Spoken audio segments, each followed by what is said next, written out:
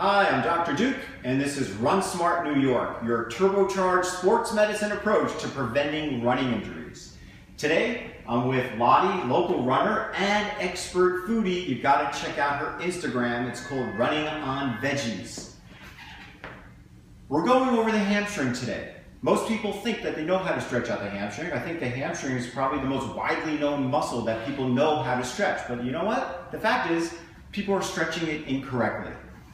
Now, if you can't touch your toes, don't worry about it. Most elite runners can't touch your toes either. As a matter of fact, I found some of the fastest runners on the planet who I've worked on have really short and tight hamstrings, and it helps them with their elastic recoil in order to kind of propel forward. But you need to make sure that the hamstrings stay limber, otherwise they will strain.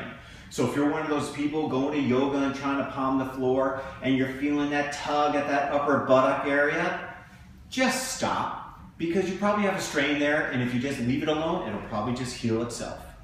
All right, Lottie, let's show everybody how to stretch out the hamstring. Well, first, here's a little anatomy lesson. Turn around a little bit more. Hamstrings have three different components. Two of the hamstrings run on the inner side and attach down into something called a pes anserine. And there's a bursa there, so it's pretty tender. And then the third one runs all the way down and attaches to your outer shin. Anyway, they attach underneath the calf. So if you don't target this area through here, you're missing a very important part of the hamstrings. And then they run up and they attach to the upper buttock area. All right, Lottie, let's see it. You put your leg up on an elevation. With her, I see an ankle mobility problem, but that's another presentation. Anyway, most people want to point their toes down, and you can't do that. I want you to lock your toes up. As soon as I do that, you're going to feel it like right underneath the calf, and that's where those hamstrings attach. Then stand really nice and tall, taller. Now hinge forward. And that's about it. Do you feel the stretch? Yeah, I feel it right away. That's right, you feel right away because we're anchoring in on those muscles.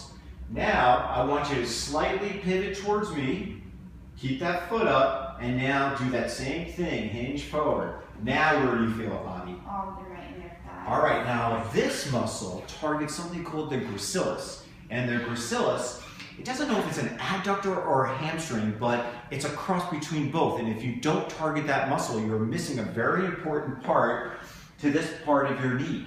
And a lot of patients come in with like this nagging, burning sensation, and it's generally the pes anserine getting irritated from that adductor hamstring muscle called the gracilis. All right, I'm Dr. Duke, and this was Run Smart New York.